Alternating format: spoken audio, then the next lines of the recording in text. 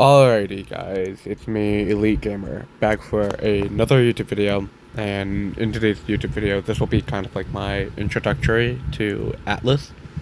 Um, I'm not too confident in my full ability to teach Atlas yet, as I'm still learning myself, but I do have some very reliable people helping me out, and who will correct any mistakes I make in the video.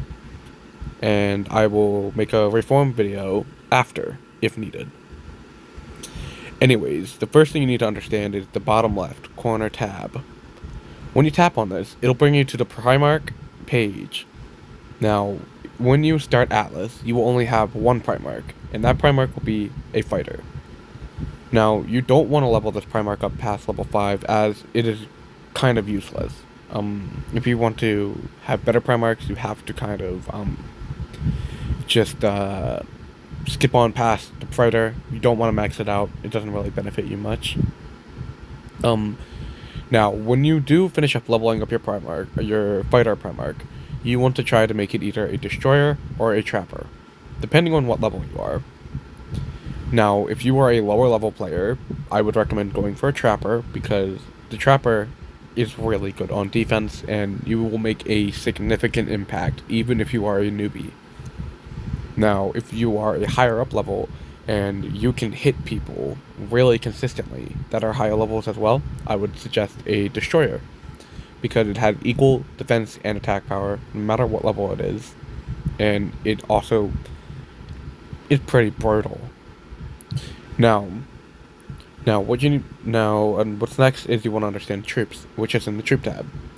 You can hire troops by clicking on one of the open tabs and using the slider to get to a set amount of troops, or you can click a button that would show up if you had the resources. It would show up a button to train max or whatever. Now, during training events, you can only train 800 troops at a time, but during glory events, you can train 1600 troops at a time. Glory event makes training troops and reviving cheaper. Now, when you go to revive, this is what happens when you use troops, and you kill troops and you lose troops. A portion of those troops will be revivable in the hospital of sorts. Now, you can revive up to 4,000 at a time. 4,000 at a time with the 8,000 caps without Atlas Elite. But if you have Atlas Elite, you can do a lot more, which also applies to training as well. Now, what you will need to train troops are caps and gold. Now, how would you get both? First of all, caps, they regenerate over time. There's no way to get more caps, but there is ways to get bullhorns, which I will explain in a later video. Here's how you would get gold. In the safe zone, as demonstrated by my destroyer being in the safe zone, you can indeed attack beast to get gold, as shown at the bottom left. You can either do a free raid, or you can directly attack the beast.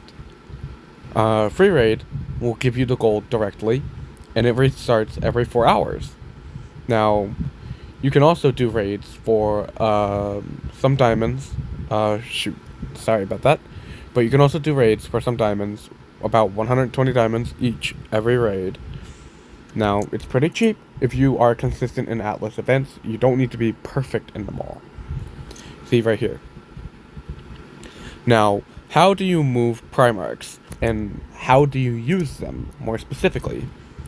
Since it's a PvP event, I can freely move my Primarch without causing any issues within people around the area. So, you'd have to have the Primarch you want to use and move at the top left. That shows you that Primarch is active.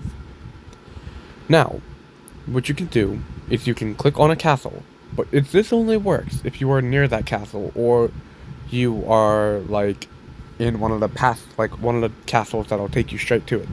So, for instance, being in this castle, the safe zone castle, I can move directly to this castle.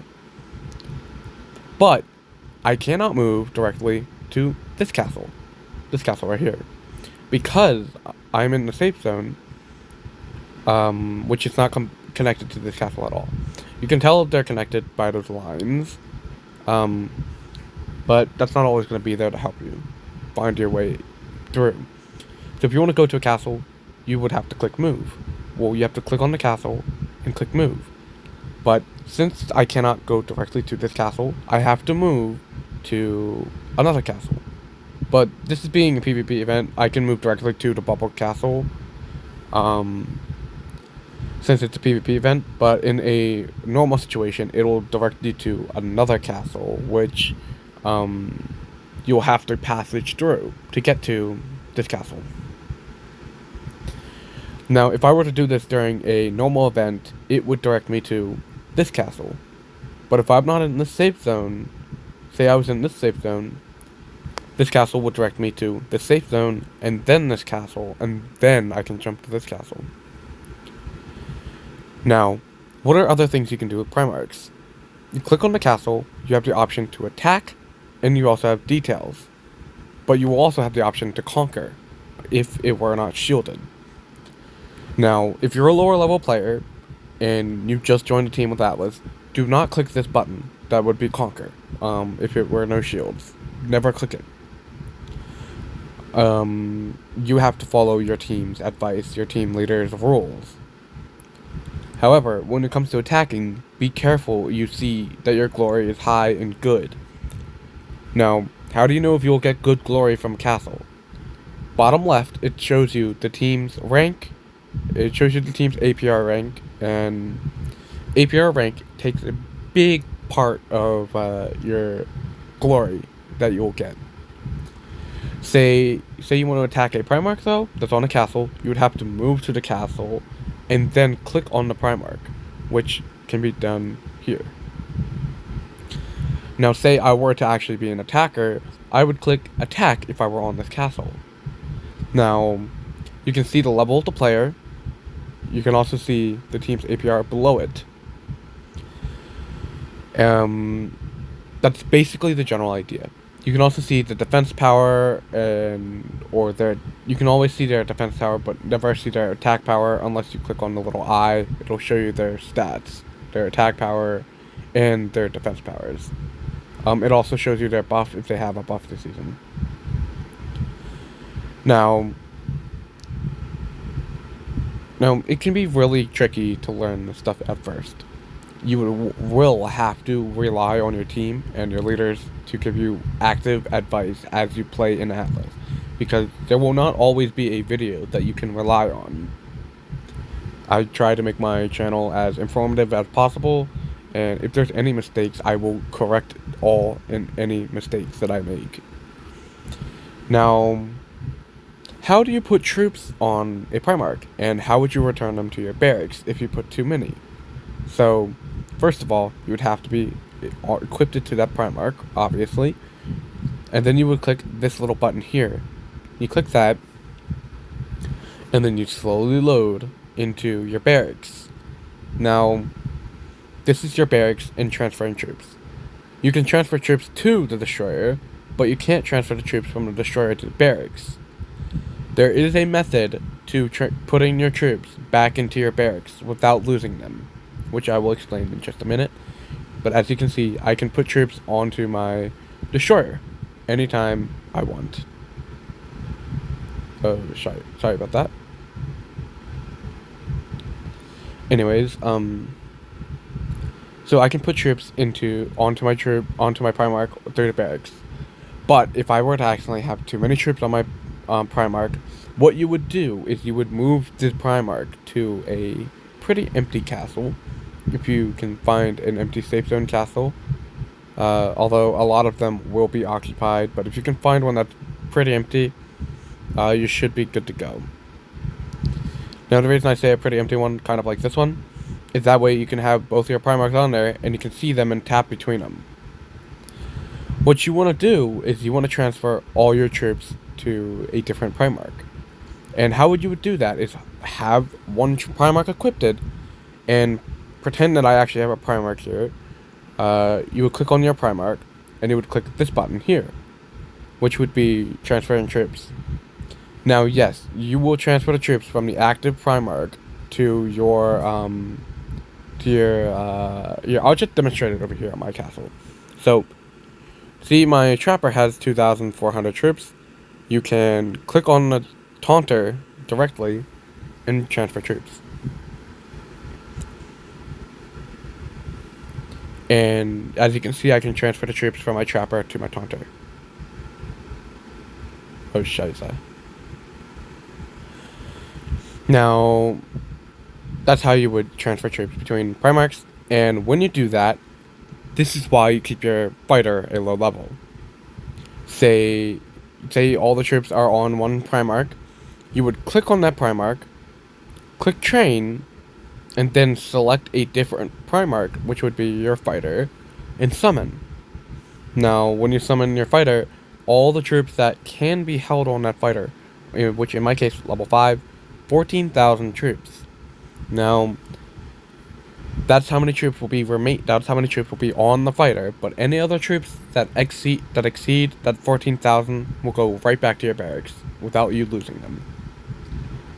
So then you can redistribute between your Primarchs again. Now, as I said, at the lower level, you want to try and get a trapper. At a higher level, destroyer or a sieger, if you really want to, and ideally you would have 2 defense and 1 offense Primarch. When it comes to researching, it's pretty simple. You need to get glory, and when you get glory, you can level them up with gold. It has a timer here. But you cannot get too much glory. So if you get too much glory, this is what will happen. The accumulated glory will stay on that level, but never go up to this level, per se. Now it's a different thing. What's important about this? Oh my lord, English. What's important about this accumulated glory is if I were to train a trapper, and I didn't have the glory, for instance, if I didn't have I'll just expedite it real quick.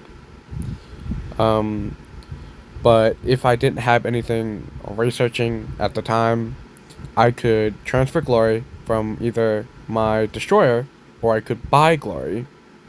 You never really want to buy glory because it's kind of a ripoff, but transferring it a little cheaper and just a little bit better.